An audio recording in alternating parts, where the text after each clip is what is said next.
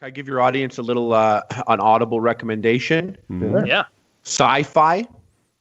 It's called The Three Body Problem, and I just confirmed it is on Audible.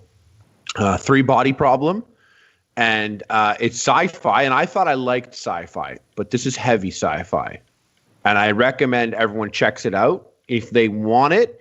It's great though, but this is what I knew, and it's not really spoilers, but this is what I knew going into it, was that there was this girl who had she was a scientist, and she saw her dad die during China back in the day, and it just kind of affected her in a bad way. But she was still a scientist, and she got approached by this organization that was like, let's see if there's aliens out there. She signed up, and she was messing around at night and basically sent out a message using the sun that was able to send the message out, and it reached this planet, and an alien responded saying, "Do not respond. I don't know where you are, but I am a rare pacifist in a very vicious species of aliens that don't respect beauty or anything of the sort. Do not respond to this. If you respond, they will triangulate your location. They will come and they will kill you all." And she saw the message and she was like, "I fucking hate humans. Let's see what happens." And she responds. What a bitch. That's how some people feel. Other people are like, "Oh, well, I'm on the alien side. I want to help the aliens in their victory against Earth." It's called The Three Body Problem. The first book is called The Three Body Problem. Then there's Dark Forest. And I'm not on the third one yet, but I heard the ending of the series is incredible. It's 3 books, but they refer to the 3 books as Three Body Problem, just kind of like how A Song of Ice and Fire, everyone just calls it Game of Thrones on the first book. But it's heavy sci-fi, and I could say that... What does that expression mean, heavy sci-fi? What? It's just like you're like, oh, like it's a planet where people have laser swords and they have blaster guns and they shoot green men. And you're like, sci-fi.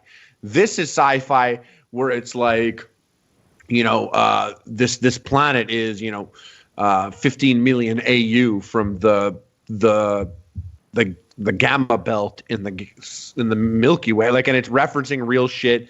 It references like the guy's like I forget what he is, the author, but it was Chinese, and it's translated to English, and it's just very technical at first, the sci-fi, and very realistic, and so there are aspects of it that are just like, it's far beyond my love for Star Wars. You know what I mean? How like Star Trek is, I would say, heavier sci-fi to an extent than Star Wars, it's more philosophical even.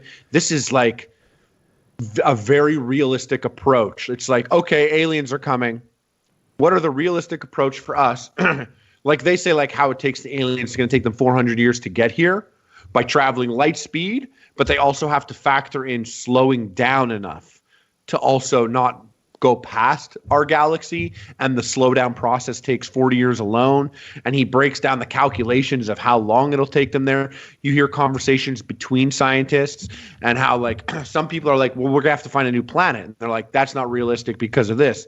And then it's like, well, then we have to go and we have to make a huge ship that we could all live on for years. And they're like, that's not realistic because of this. And it's like, well, then we have to prepare for war against these aliens. That's not realistic because of this. And there's more elements beyond why they can't just prepare for war. The aliens do something that prevent us from basically You've got me progressing. Hooked. Yeah, that sounds really interesting. Did you read it or hear it? I heard it. Okay. I listened. I listened to the audio book. I bought it, and now I'm just bitter because I saw it's on Audible, and I should have used your code instead. Yeah, man. I'm don't be like too. Harley out there, viewers. Yeah, I think it's called The Three Body Problem. Yeah, Three Body Problem. And it's interesting like because really I want to do like, a long drive just to absorb it now. Yeah, totally. And it's interesting, and it's heavy at first, but I'm on the second one. I'll tell you, the second one is even better. And like the story's just been like this. And at first you're like, what's happening? Because there's a game in it too, like an Oasis style Ready Player One game. It's confusing. There's multiple characters. You don't connect with enough of them. But there's just one quote in it that I thought was Oh no. Timing. Got to get the one quote when he gets back. feel like this. Maybe I could tell everybody about eBay before he makes it back. He'll be. Should I risk it? I bet you could. I bet he clicked on the gay men again. Yeah, she just keeps going back to those guys. Can't get enough. Go ahead, Kyle. It looks like he'll be a Yeah. Misclicked. I clicked on the balls and misclicked. Yeah. I don't know why I lost kept you. it up there. We lost you right as you were saying. Did there you was a really quote. click on the balls? I can't tell if you're. No, I goofing. didn't. Skype is just not going well for me. There's this thing. It's like the scientists. Every scientist is just like accepted the fact, like ignorance is bliss type thing. Every scientist is like, we're dead, we're fucked. But this like cigarette smoking, just like grimy Chinese detective, like police detective that no one liked because he's just so blunt and straightforward, is there. And he's like, I got to ask you guys. Yeah, you guys think you're so smart. He's like, what are the chances? And they're like, no chance. He's like, there's always a chance. And they're like laughing at him. They're like, you fool. Like, when they get here, we're insects. And he's like, I want to show you guys something. And they hop in his car and he drives to like his Chinese farm town. And he's like, yeah, this is like our crops and stuff. They're like, yeah, it's disgusting. Can we get out of here, please? It's infested with locusts. And he's like, no, that's my point. Don't you have bug spray in your house? Don't we all have bug spray in our house? Don't we all have tons of insecticide? Haven't we used the pinnacle of our technology to get rid of locusts? Since the dawn of time, we've battled the locusts. Yet look around you. They're living their life just as they always have. He's like, so when these aliens get here, you better hope we're insects. And I was like, shit. I'm like, that probably sounds better in Chinese even. But like, I was like, what's funny about the audiobook, by the way, is like, it's an English dude, you know? So he's like, and then they went into the room and spoke to and like every name. Okay, I'm doing it. Also, so he delivers Chinese names like perfectly. But yeah, check it out. Yeah, that sounds pretty cool. Dark Forest and Death's End, I think, is the third part 3. Harley, I can't wait to talk to you about the 3-body problem. I am at the edge of my seat. Have you done? Did you finish all 3? Yes. Fuck! I'm halfway through the last book. Oh, you lapped him. So you did. No spoilers. I'm so happy you liked it. I actually recommended it to PewDiePie also. And he read the first one, and then he hit me back. He was like, "I rarely read sci-fi, and it was interesting." He's like, "But yeah, maybe I'll check out the other ones later." But I thought the second book was way more like interesting and easier to follow than the first book. Dude, that is the core. So, okay, the 3-body problem is a sci-fi book. Is the author a physicist or something? The fuck? It's like the inverse of Star Wars. Chinese, so he's whatever. He's everything. He's all the smart things. Star Wars Next Gen is like 90% story and 10% science. That's kind of right. This is like 90% science and 10% story. Now, the story's compelling, but like my brain, while listening to this series of books, is like that kitten trying to hang in there for its life. Yeah. Just like I don't go through my whole life thinking I'm a moron, barely able to grasp these concepts. But I'm like, wait a minute. So it's a black hole, but it's a micro black hole. Yeah, you remember I said that when we were talking? No. I said it's like when I brought it up, I was like, it's like really smart. Like it's like got real science in it. And you guys are like what? And I was like, shit, how am I going to? Yes. Because like I want to tell people about these like interesting conundrums and like twists and you learn things like Lagrange point, if that's how you say it, if I remember it correctly. But it's like that point between the sun and your planet where something will always be in the same spot in the sky because it's that perfect distance and rotates at the same amount. And I'm just like, that's like a full-on like astrophysicist term that I would never learn in my entire life. There are a million of those. A million of them. Where like I'm trying like spatial awareness. Like that's a certain kind of intelligence. People who can understand like bodies in relationship to each other. And like I'm just like hanging on, understanding this book at like a 90% level. Like I hope this part's not on the test because I don't think I got it. The first book, very smart. The first book he does. He's very Asian looking. That's what I'm saying.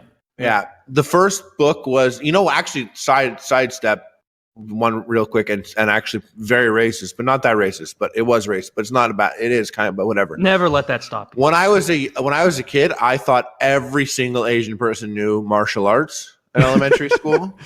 no matter what, I'd be like, oh, you can't fuck with him. Like he could beat up the teacher. I've seen these movies. Trust me, you don't know.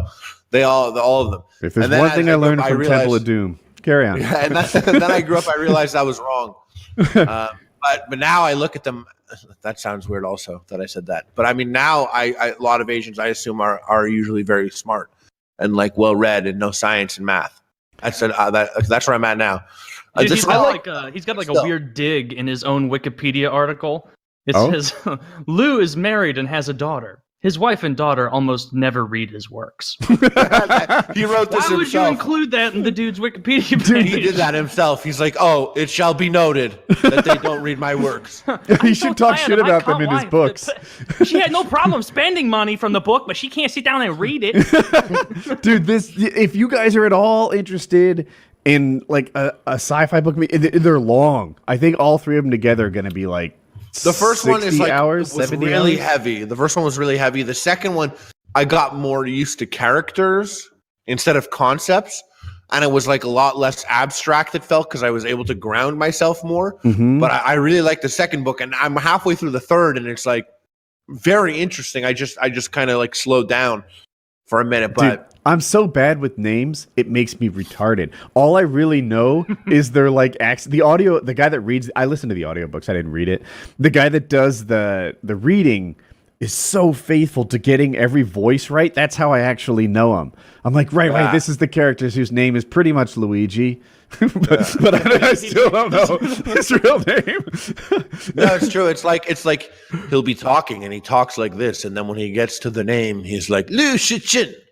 And you're like, whoa, he got super Chinese. Yes, dude, they do. The whole time he's like American, and he's like, and that's when Liu Shichin realized, and you're like, oh, this guy, he's happy to pronounce Chinese names very accurately for us. Dude, yeah, and with like the same passion that Harley did. I read the name, I'll see the name written, I'm like, that's what that sounds like? Dude, like that written. To help me understand this book, I would sometimes read the Wikipedia on what the next chapter was going to be. Like I did that too. Not the same thing, but what I did was like when the book was done, the first book and then the second book, I was like, okay, let me see if I got this right. I went to the cliff notes. I'm like, yeah. I started. That's how I first did it. I was like, all right. I just heard the first book. Let me see how close I came. You know, when I read the cliff notes, I'm like, you know what's really helping? If I read an outline for what I'm about to hear and then I hear it, like that's really helping me keep up with this book. Dude, these books, if you keep up with these books effortlessly, then yeah, you know you're smarter than me. That's just true. Because but I really enjoyed it. It's a super sci-fi, super duper science fiction, but like not like it's more like almost like science reality fiction. Like if like Star Trek was reality and Star Wars was fantasy, this is like even more real. Like not spoilers. Real. Like, and this is like astrophysics theory stuff going on. Like, how are we going to fly super fast? We're talking about curving light, talking about, you know, micro black holes and the evolution into how it would happen, how societies might behave on like a psychological level if they were going to like compete against each other. It's compelling. It's not really spoilers because I feel like the first book still sets up the universe, but the second book is like when the issue starts. But like these aliens are coming to Earth and they're more equipped than us, they're smarter than us, they're better than us. And through a series explained in the first book in a very complicated manner, they've essentially put a virus on our planet where we can't progress in technology. So we can't get smarter in technology because they've put a block on us in a very smart way. It's like a virus. And we know they're coming and they're going to be here in 400 years.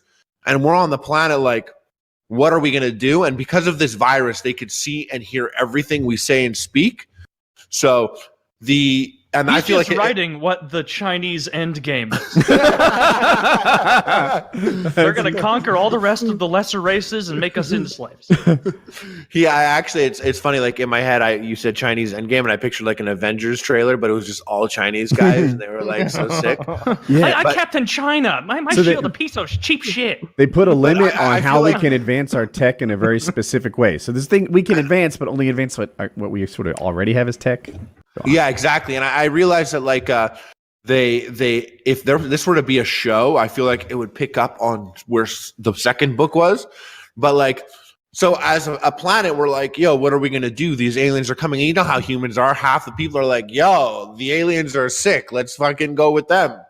Fuck humans. I'm on their side, you know, and like other people are like, oh, whatever, it's our kids' problems. Who gives a shit? But then there are people like that we genuinely need to figure it out, and they come up with this program called the wall facers. And the wall facers is so interesting. It's 4 people are selected on the planet who are granted infinite resources for the entire planet to execute their plan on what they think the best way to defend ourselves from this alien invasion is, but they're not allowed to tell anyone about it because the aliens are listening and watching. So they have these 3 really smart guys, like a military general, like an ex-super like scientist, whatever, another guy I forget, and then the 4th guy is just like this random dude that's like, why am I There's like a U.S. facer? military general, and then like a guerrilla warfare dude, then a science dude, and a random jackass. A random jackass, and the random jackass is like, why am I a wall facer? Like, I don't want to do this. Like, you know, like no matter what, he can't say what his plan is. So the first thing he does is he goes to like the woman. He's like, I don't want to be a wall facer. This is stupid. Like, I'm a nobody, and so I don't want to be a wall facer. She's like, if you don't want to be a wall facer, then you're not a wall facer. And he's like, good, thank you. And she's like, I get it. I get it. It's not a wall facer plan. Sure. You're not a wall facer. Let us know anything you need, Mr. Not Wall Facer. He's like, no, you know, this is not the plan. I don't want to be a wall. And like he ends up going and he's like, get me I found out that there's like the most expensive wine buried, like they just found in the ocean. He's like, bring that here, all the boxes. They're like, why? He's like, it's part of the wall facer plan. Just he's like, I need a big mansion with a huge fireplace, and I need tons of cigars. And they're like, and I need Hulu Plus. And he needs a woman. He like, defines his dream girl. Yeah, he goes and he describes her. He's like, I had a dream about this girl. She's like this, that, and like this guy's like, here she is. And he's like, how? She's like hell? a 5'4" with dark eye and dark hair. Literally, and he's surprised. He's surprised because that's his description. And then she comes, and he's surprised by that. He's like, how the hell? But it's really interesting, that whole part, because they're like, this is not, and it's interesting because he's like, he doesn't want to do it, so he's just getting fucked up. And they're just like, I don't know if this is part of the wall facer plan. He's like, don't you ever question a wall facer. But then there's these other guys that are made, that are and none of this is spoilers, because this is like, it's just like I said, it's like saying that there's Jedi and Sith kind of. But these other guys exist to prevent the wall facers' plans. So they're on the alien side and they're humans, you know? They're called wall breakers. Wall breakers. And each one is assigned to a wall facer, and they observe these wall facers, and they are the ones that eventually will show up one day and be like, I know your whole plan, bitch, and it's not going to work because here's what it is. And now the aliens know because I'm telling you what it is. And obviously our regular dude, everyone's like, what's this guy's fucking plan? And he's there getting drunk, like, I don't even have a plan. I didn't want to be here. I didn't want to be here. But I thought the second book was super interesting. The third book is also, I won't even tell you what the third book is about because it's like, there's shit in the second. But yeah, awesome series. And I'm so happy that you finished it. I recommended like 1,000 pages, 3,000 pages you read, and all of them are gone now, or like 15 hours, however long. Dude, the third audiobook is like 27 hours, and the second one's almost, I think, all together. That's why I got halfway through the third audiobook, and I was like there, and I'm like, and then I looked, and I'm like, oh, I'm like, we're going. I'm like locked into that thing, and I feel smarter for having understood, most of it. I watched the show. I'm proud of me. They like reference some things. I'm like, oh yeah, that. I'm like, I know all about that. Yeah. Yeah. That's a great Grange point. There's some mind bending shit. Anyway, if you guys maybe you're a frequent long driver or traveler or something. I sometimes do that. And the 3 Body Problem is the first book. But another important just thing listen to us. Or us. Yeah, there's that. The Chinese Avengers. I can't stop thinking about that. How about instead of, I saw you smiling that whole time. I thought you were like. I tried to get into the 3rd Body Problem. You know what turned me off about it? Yeah, I'm sorry. The Chinese names. Yes. Because in a book like it, for example, the characters are Beverly, Bill, Tony, things like that. Just easy names. Were you reading your audiobook? Reading. Well, I'm in prison. And so like I very quickly know who Beverly is. She's the only girl. But soon I remember who Bill is, you know, and who Trash Mouth is, like who each of them are. And so when I read their name, I have my own personal mental image of who they are and what their backstory is and what their relevance is. But when I see Wu Zing King and Cheng Kao Hall, I don't know if it's a man or a woman. And I'm like, maybe after reading this for 5 days, by then I'll have grasped who each of these people are by their make-believe name. Mm-hmm. But like, I don't even know like what, I'm pretty sure with Chinese names, the first part is the last name and the last part is the real name. So like their names will be like Wu Kin Pao, but his sister might be named Wu Ching Chang, you know, or whatever. Like because Wu is both of their last names. It just comes first. And like, I know that, but that's not going to help me when I read fast. And like, I'm going fast, and if I have to with that book, I was having to look at each name and really like, all right, Wu Zhen Pao. Okay, he's the teacher. Okay, keep going. I agree with your criticism. I had the same one, but I had a cheat code, and I listened to the audiobook. I didn't read it, and I learned the audiobook. Whoever did that, I don't know who, did such a good job. I never learned their names, but I instantly recognized their voices. That's great. If I could get a version of that book where they westernized it and just gave them American westernized names, you know, if they changed them to like Bill and Jim and Tracy, Tommy Chong, even Tommy Chong would help a lot. Tommy Chong is pretty easy. I can handle that, but they're difficult Chinese names, at least to my ignorant Western eyes. If someone's named Zhu, I don't need anyone else named like Zuzis. Za. Yeah, or something like that. Like, no. Za, get over here.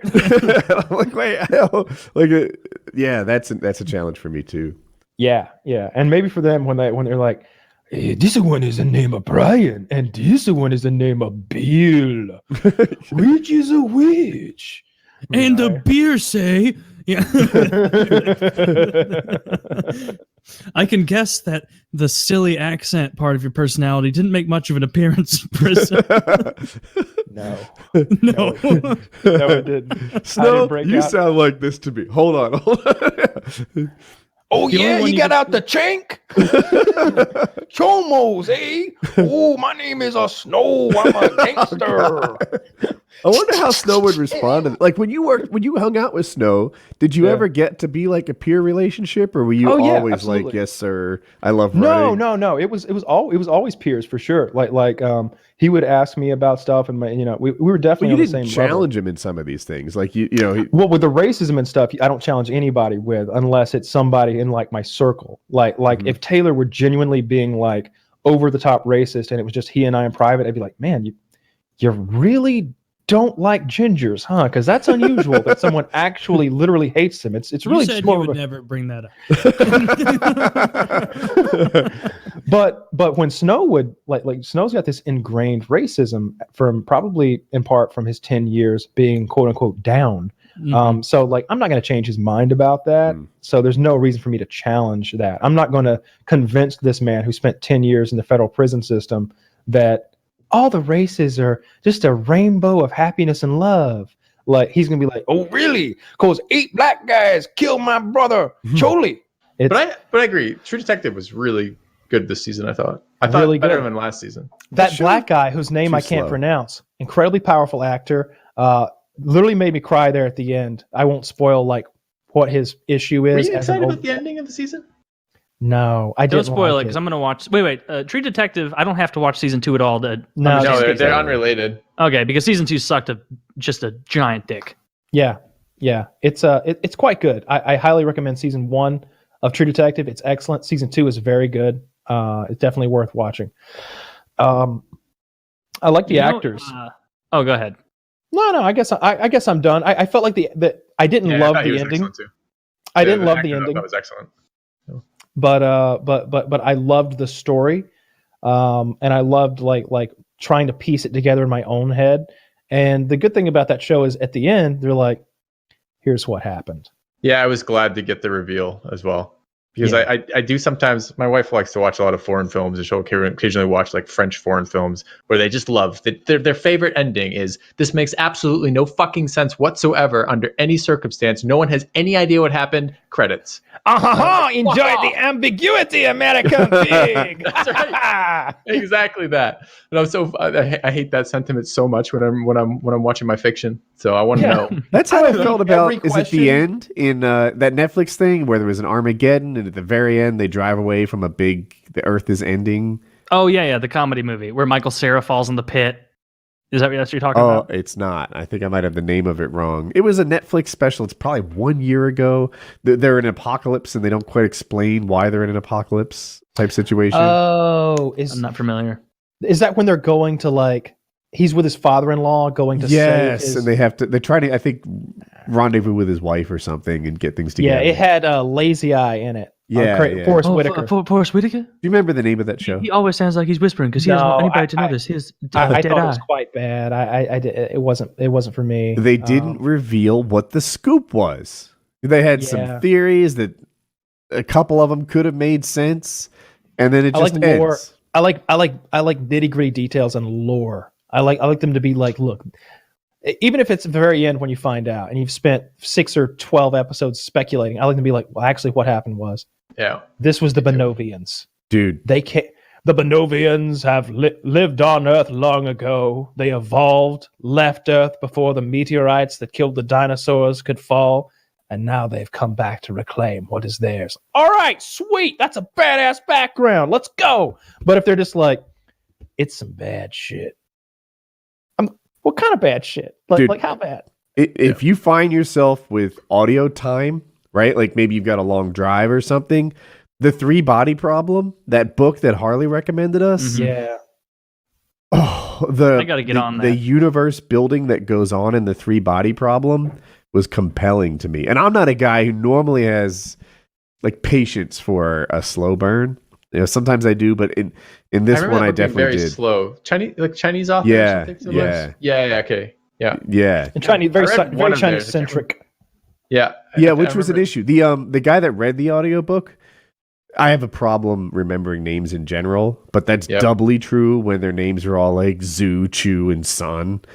Yeah. Well, I get angry with authors who use the same first letter of main characters. They should never have the same fucking first letter. We talked about Sauron and Saruman in Lord of the Rings not long ago. But the guy did his voices so well, I instantly knew who we were throughout the whole thing, and that was my personal trigger. Yeah. What's coming out soon? 3 Body Problem. Yeah, I know, the real one. Like, well, because they had one already that they made that wasn't... There is a show, an Asian show of it. Oh, I didn't know. I never watched. I never watched that one. Apparently, it wasn't received too well. But yeah, I'm excited for this. There's so many things that I'm curious how they're going to portray it. Like, so at the start of 3 Body Problem, I'm going to fuck this up because it's been a while, but there's like the Chinese government is this totalitarian regime. I think the dad is some sort of honest scientist and gets killed for that. So the daughter has a real problem with humanity in general now.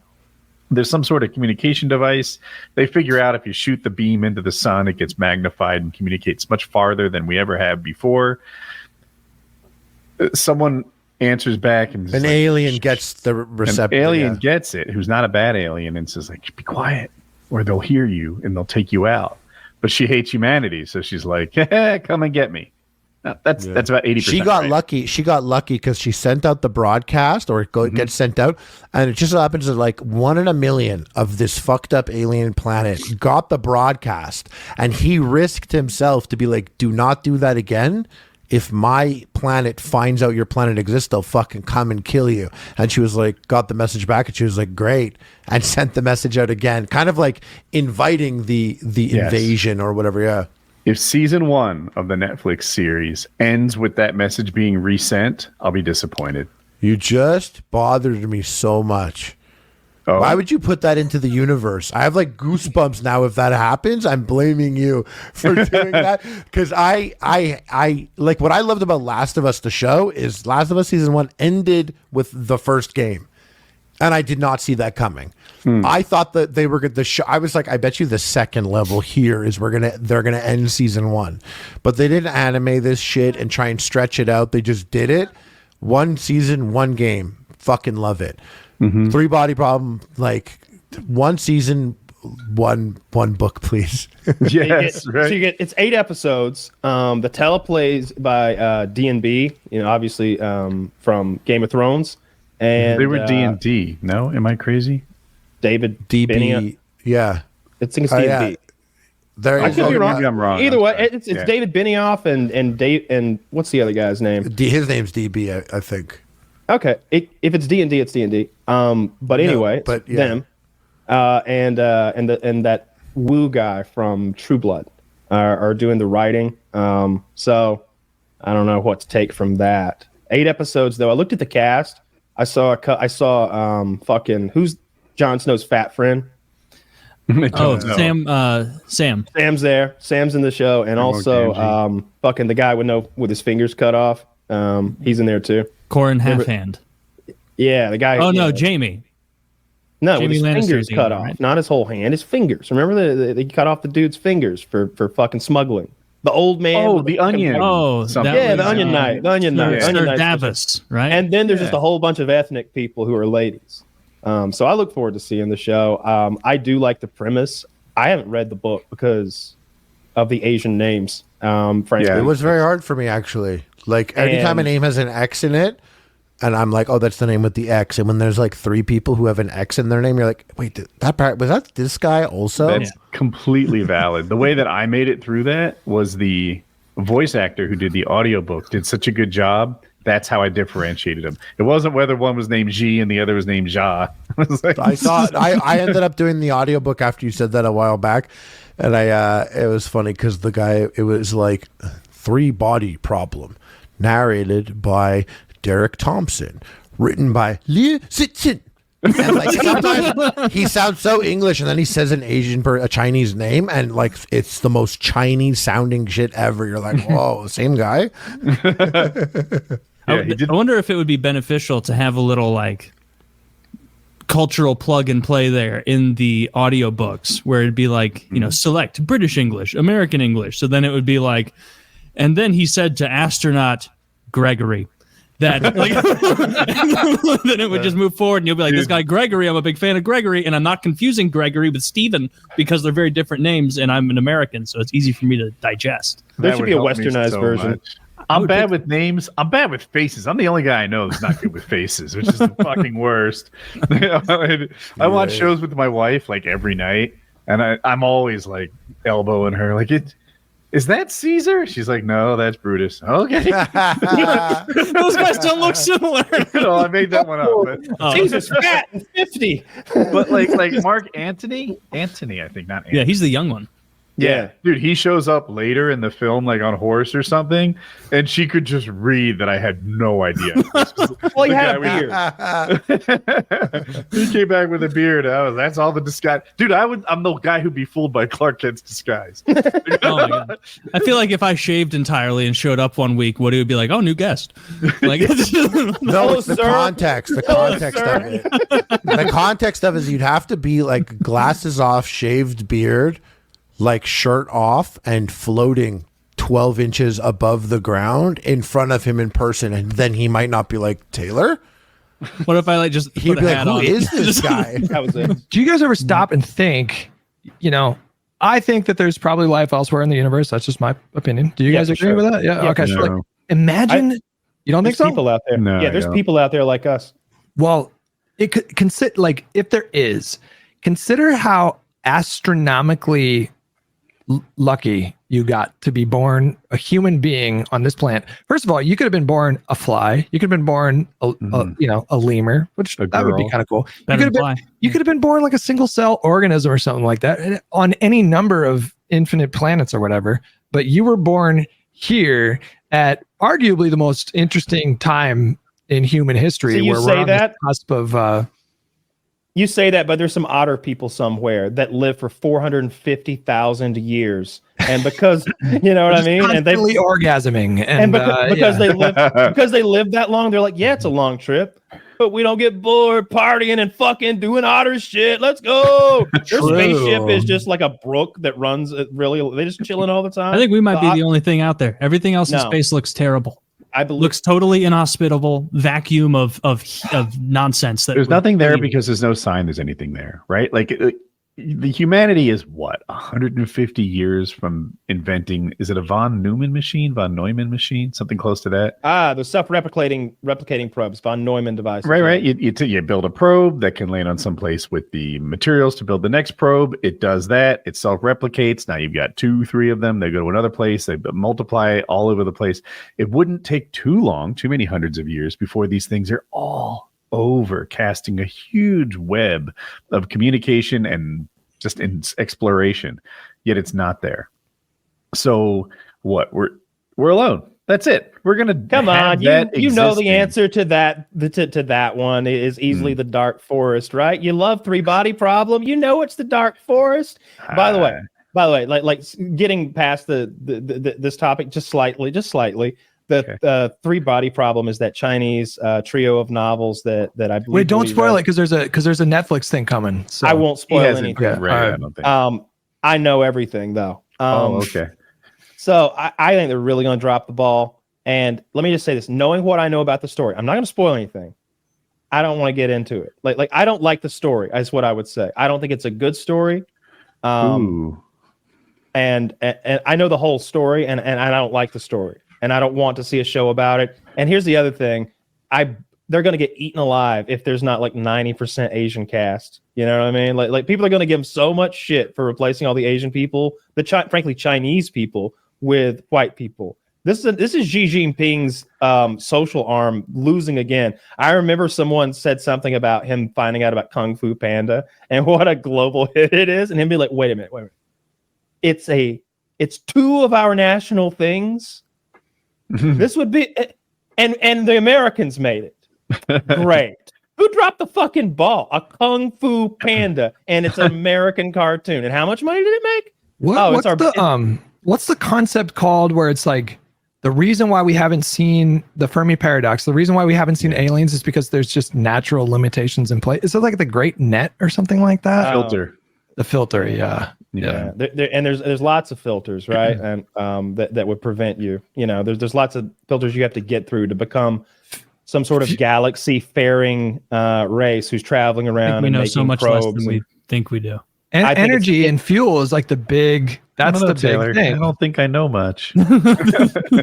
Fair enough. Well, I mean, it's just common sense. Some of it, like you don't have to like travel the stars to understand like just how it has to go. Like if you're going to become a spacefaring, like we don't understand like even physics on scales as big as the cosmos. I think I don't understand physics on scales as big as the cosmos. I think there's some people who have a pretty firm grasp on it though. Irregularities aside, although this isn't a spoiler, they talk about multiple dimensions in the Third Body Problem, and I found it interesting that they were like, sounds a lot like dark matter, doesn't it? And it's like, oh. I was like, it does sound like dark matter. Like maybe there's lower dimensions that are invisible but still have gravity. Would be the idea. I'm interested in what Netflix does with Three Body Problem. So I've read the books. I won't spoil anything, but it's very complicated. I've said it here, like whatever mental horsepower I bring to the table, I was redlined through that entire fucking book, just trying to understand the concepts that they're battling and the tactics that they're employing to stave off the other guys there. I think that's vague enough. And I'm like, you're going to make a TV show out of this? Like TV shows are the culinary equivalent of a pack of Smarties, right? They're rarely in depth and complicated and redline your mind. These are simple things to understand with a few like primer and tenet exceptions. So Three Body Problem, like how do you turn collegiate level calculus into addition and subtraction and make it a Netflix show? Well, you saw The Martian, and they did a good job of doing kind of close to what you're describing, making a movie out of a lot of jargon and chemistry. But you're still right, because it goes beyond the physics of it. Just some of the concepts, just grasping some of the concepts is rather difficult. it's 3 books, so there's a lot going on, and at some point it gets so complicated and so frankly convoluted to me that I don't think it's a good property anymore. A good piece of it's just inevitable that they trim the fat. There's a lot, which is why like purists, when it comes to the like source material, really piss me off. Because no matter what, like Dune is the perfect example. Like there's a lot going on in the world of Dune, and he obviously had to cut like a lot. There's like mentats are a big part of it, and the Spacing Guild, and there's this like trading company called Chom, and they're like a huge deal, and they're just not in the movies at all. So you just have to make peace with the, like, you're gonna have to not necessarily like dumb it down, but you have to trim a lot when you adapt stuff. There's also a big issue with third body. Is it third body or 3 body? I think it's 3 body problem. Yeah. 3. A big issue is the time scale that the story takes place in. I won't go talk too much about it, but it's large. It's a large time scale that they tell their story on, and that's an issue to me with it, because it's I feel like, all right, give you 6 seasons to do this thing. Let's just say it's a hit. Jesus, what does the 6th season look like? It's like Lord of the Rings, like when Gandalf goes off to study the ring. You guys are Taylor, you've read this. We're steeped in Tolkien. It's like 2 years, right? Or it's like 20 years, isn't it? Or is it 2 years? Long time. Years? I thought it was like 7 years, but it's a long time, maybe 17. And in the movie, it's like a few days. And I mean, Dune as well. They there's like Dune the first book takes place over the course of years, and in the movie, it's like a few months. So what is the thing that takes 7 years in Lord of the Rings? Gandalf has to go study and learn more about the ring and such, to keep it simple. And in the books, or in the movies rather, it's like you can believe like he kind of made a stop by a library and was like, oh gracious me, and then like moved on. But in the books, it's like he was there for a long time, like poring over tomes, trying to discern. Does this happen? In particular, it's that moment early where on. This is when he leaves the ring still in the Shire. So this is prior to any of the trek. Remember when they heat the ring up in the fire, and then it's very cool. It's quite cool. and he takes it. He leaves there. He's like, keep it secret, keep it safe. And then he bounces and goes all the way to fucking Minas Tirith. And they make it seem, like Taylor says, like it's the corner library where he's doing his research. Maybe the town next door. It's like the other side of the fucking country. But Frodo had it for years and almost like wasn't even actively thinking about it. He was living his life and whatnot. But narratively, you can do those big time jumps in books. Like in Dune, there's like a 4,500 year time jump between book 3 and 4, and you can get away with that in books because there's just so much more time to flesh out all the stuff. But you run the risk of like losing the audience. Like it's like too disconnected. A whole different cast, a different movie almost.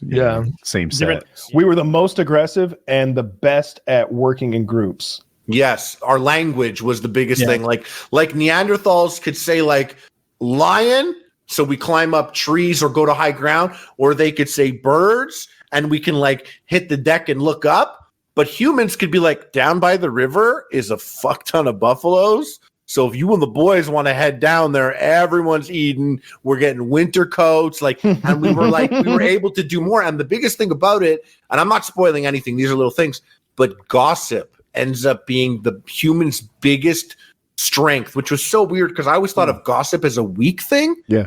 But gossip being like, if I could go to you guys and be like, yo, Kyle's actually really good at this and that, and he's really trustworthy. I really like him. And if you guys came to me and you were like, yo, Woody's fucking crazy, man. I don't know how much we could trust that guy. The fact that we could all now, through speaking, trust Kyle helps us when we meet another band of humans and we start to talk with them. It's different because like chimpanzees, when they meet each other, they're like, bro, I don't fucking know you.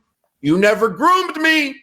I never groomed you. I don't know if you're fucked up or not. Am I stronger than you? Are you stronger than me? You don't know. But like humans, like, oh yeah, this guy killed 50 people. You're like, whoa, hey, I ain't fucking with them. Like the fact that we could gossip, and that still works today. Gossip determines who ends up being the president and who ends up controlling things. And it's just like, it's kind of like fucked up because we create fiction and believe in it. The law. We made that up. That sounds fun. I learned like anthropology stuff and like the bullshit classes I took about like human evolution and stuff to fill credits. That like I don't know how this guy would have a read on Neanderthals' capacity for language. I don't know, but like it was thought that they were just as smart, maybe even a little smarter than us. But talk to them and they it wasn't even mainly like a genocidal path of like kill all the Neanderthals. It was more just, and this plays into the social aspect, we were better at creating larger communities, and so our birth rates were so much higher that we effectively bred them out of existence. Like, I think because of where Neanderthals mainly were located, pretty much all white Europeans have some admixture in there of Neanderthals.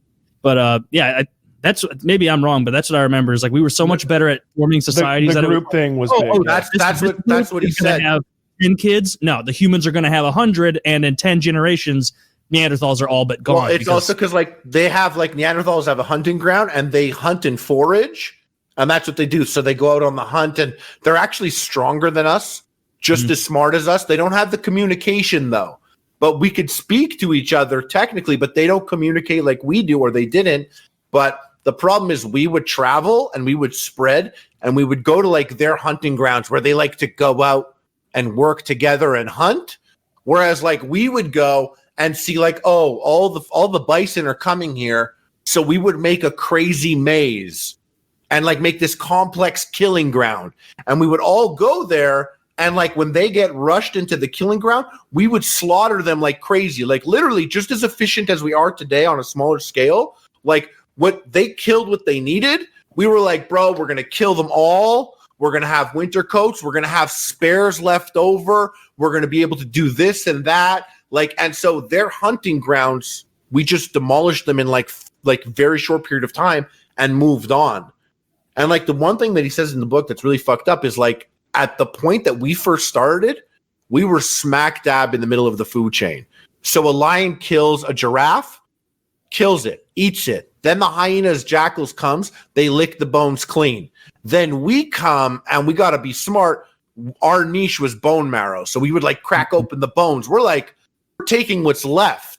But then when we started working together and as a team and stuff, and this is what's fucked up and why we're destroying the world, is we went from the middle of the food chain to the top of the food chain in like 50,000 years. And it took the shark like 5 million years to get there. And the fact that we did it so fast, the environment hasn't switched or calculated or like evolved to us. So we're beyond where we should be. And we're like sucking it all up because we're not supposed to be here this fast. But yeah, anyways, and I honestly, guys, I've read like half the book. I haven't even finished it yet. But I'll finish it before you again. 100%. Yeah, I can't wait to hear how it ends. For so the three. Did you hear about the 3 body problem? I was going to bring that up. Go ahead. What? So the 3 body problem has done a big deal with Netflix, and they're making a big series around it. Fuck you guys. The D&D guys that made Game of Thrones, they're doing 3 body problem. Now the whole world is like, oh my God, that sucks. They ruined season 8. I'm remaining hopeful because they did a great job with Game of Thrones when the books existed. It wasn't until they had to get away from the source material that they fucked everything up. 3 body problem's done. The source material goes to the end. This is what they're good at. Let's hope it's good. We'll see. I'm looking forward to doing that because I could not get into the book because of all the Chinese names. I hope they Americanize that shit for my ignorant ass. You know what? Hearing them is different though than seeing it. Like, because when I saw it, I was like, I think we spoke about this, but I'm like, oh, a name with an X in it. You are the X guy. In my brain, that's how I'll read it. But then there's like 3 characters with X's, like a CIX, which is so alien for my language, like and how I read that whenever a CIX comes up again or an X or a C, I'm like, fuck is this guy? Are you the same guy? I need to see faces will help with those names. Faces will help. But did you do the I had a hard audiobook, time Harley? with Game of Thrones. Did you do the audiobook, Harley? I did both. The first one I did both. Okay. Then I did audiobooks after that. So but I had a hard time with Game of Thrones. Kyle couldn't do audiobooks because he was in prison. And they would have helped a ton because the reader did accents fabulously. I still don't know their names. They're all Ji, Zhang, Zhu, Zik, something. And he's like, yeah, so, and then Li Zichin went ahead and like he kind of turns Chinese when he says names. Like, oh. Yeah. But he did accents so well, I almost instantly knew who was talking. Yeah. I've been reading a lot lately. I've been doing about 2 books a week. And my most recent one that I started on, I don't know what got me into it. It's because I don't know anything about Warhammer 40K. or at least I didn't 4 days ago. But because it seems like it's this massive fucking narrative that spans tens of thousands of years, and it's like a 40,000, I presume. 40,000. Is that really what is it a reference to the years? I think it's the year 40,000 or something like that by the end of the story, or toward maybe where they are now. I don't know. There's video games and books, and there's the tabletop game. And you never got into any Warhammer games or anything before this? I play the Warhammer game that's like elves and stuff. Oh, with Vermintide. No, I played the RTS game where you're like controlling a whole army, but that's not 40K. That's just regular Warhammer where it's like elves and there's there's like bows and arrows and 40K swords. 40K is like the future. That's what that is. Yeah, it's super far in the future, and like Earth has been destroyed, and you've got like space. I don't even know how many races of aliens there are, and like the humans are super xenophobic, and like the way they travel, like from one point to another, they literally like rip a hole in reality itself. And on the other side of this hole in reality they create is all of the nightmares and demons and that mankind's fears have created since the dawn of time. And there's like psychics and magic and power armor and genocide. And I'm about 6 or 8 hours into this book, and so little has happened that literally this is what has happened in the first 6 or 8 hours of this book. Our main character introduces himself. He leaves his room on the spaceship, goes to the bridge, talks to 2 different characters. He says, all right, there's 2 other space captains who want to meet with me. We're rivals, but we're not enemies. We're going to meet on neutral ground on this destroyed spaceship. They all meet, they talk. The meeting is basically one of them going, hey, my home got destroyed by the Imperials. I want you guys to join me. Go hit them, and we're going to hit them back. They're arguing about that a bit, and then the Imperials show up with dozens of ships. So everybody's got to run back to their own ships. They rip this hole in reality, and all the demons start coming out, and they're fighting the demons so they can jump through the hole back into their ship. I don't know if you're following this. Then the Imperials attack, and they have a little like close quarters battle with them. Then they jump through the hole and get back into their ship. That's 6 hours of book. So little, because every time you meet a new character, and you've met about 6 at this point, they get a full backstory. You get to know everything about them. Do you like that? I feel like that's a good thing. If you're digging it. If you're into the world, like if you're into that world, like I feel like I like that. I've read some stuff where I'm like, oh yeah, we can go deeper into this. They go so fucking deep. I'm gonna find that. It's called The Talon of Horus. That's book 1. Warhammer 40K, The Talon of Horus by Aaron Dembski Bowden.